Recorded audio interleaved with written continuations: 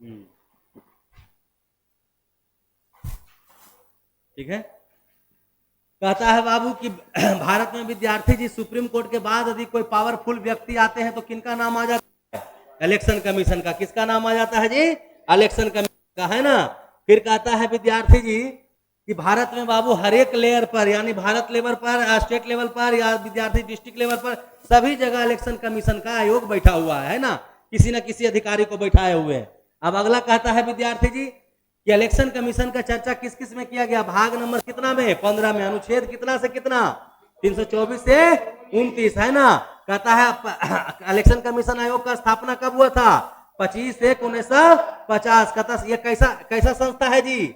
संवैधानिक है। Election commission में कितने मेंबर? 3, 2 अन्य और एक मुख्य चुनाव आयुक्त, है ना। कहता मुख्य चुनाव आयुक्त का विद्यार्थी जी कार्यकाल कितना? 6 वर्ष। हाँ, और उनका मैक्सिमम उम्र कितना? 65 वर्ष। फिर कहता है बाबू अन्य चुनाव कमीशन का कार्यकाल कितना? 6 वर्ष। उनका उम्र कितना विद्यार्थी जी? मैक्सिमम 62। कहता उनका नियुक्ति कौन करता है? राष्ट्रपति करते हैं, है ना। कहता विद्यार्थी जी वेतन भत्ता के बराबर, सुप्रीम कोर्ट के जजों के बराबर, है ना। फिर कहता है बाबू ये 3 गो जो चुनाव आयुक्त होने लगे कब से? 1993 से। 1993 बड़ा फेमस पॉइंट है। क्यों? क्योंकि फोटो युक्त जो पहचान पत्र है इसी समय से होना प्रारंभ हुआ। कब से हुआ है? 1993 से ही हुआ। अब अगर कहता विद्यार्थी जी परिसीमन यानी सीमाओं में घटाना बढ़ाना, ये चुनाव आयोग का काम बता रहा है, ठीक ना। परिसीमन करना चुनाव आयोग का काम हो गया। सूची तैयार करना, वोटर लिस्ट का तैयार करना, ये भी हो गया। मानता यानी पार्टी का मानता देना चुनाव आयोग का काम हो गया। चिन्ह देना बाबू की कौन सा चिन्ह पर वो चुनाव लड़ेगा, है ना। चुनाव प्रणाली को प्रारंभ या समापन करवाना उन्हीं का दायित्व देने। आचार संहिता यानी कि नियम कानून बनाना। आचार संहिता मतलब नियम कानून बनाना। किनका देन है?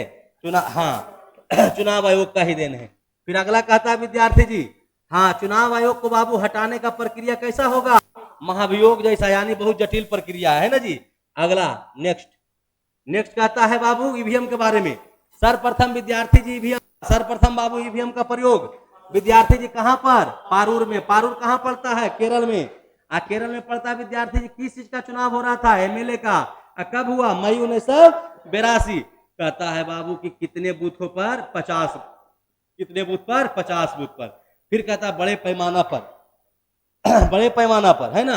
एमएलए के चुनाव में किया गया कहां कहां? एमपी, राजस्थान, दिल्ली। एमपी में कितना चुनाव, कितने विधानसभा पर? 5। और विद्यार्थी जी राजस्थान में कितने पर? 5। दिल्ली में कितने? 6 पर। ये सब कब किया गया? नवंबर 1998।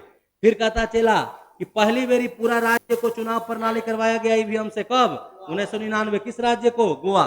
फिर अगला कहता है बाबू लोकसभा में किस वर्ष पूरे लोकसभा का चुनाव को करवाया गया? 2004। 2004 किनका सरकार था? बीजेपी का था उसमें, है ना।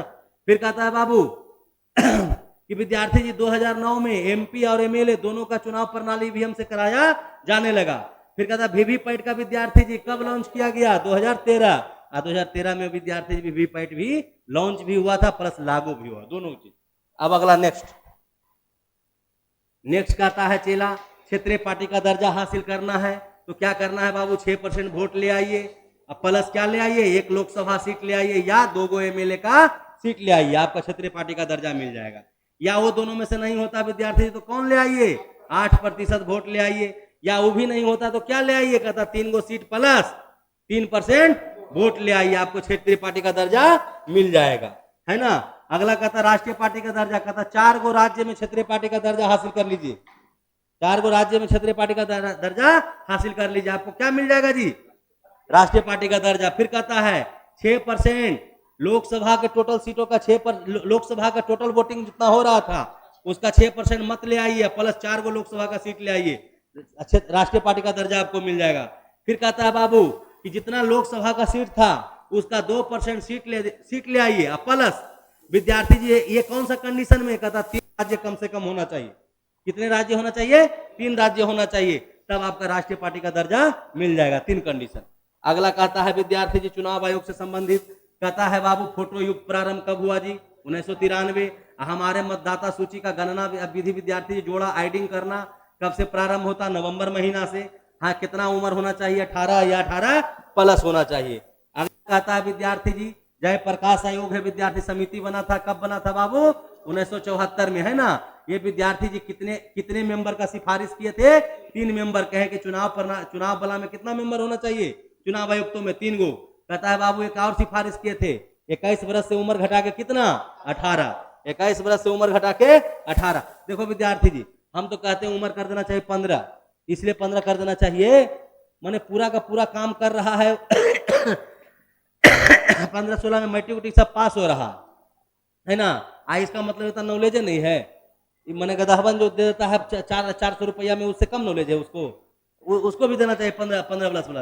अब कहता है बाबू तारकुंडे जी विद्यार्थी 1974 में, उनका भी। अब बाबू कितना से कितना उम्र? 21 से 18। और क्या कहते बाबू? लेखा जोखा रखने के लिए बोले थे, है ना, लेखा जोखा।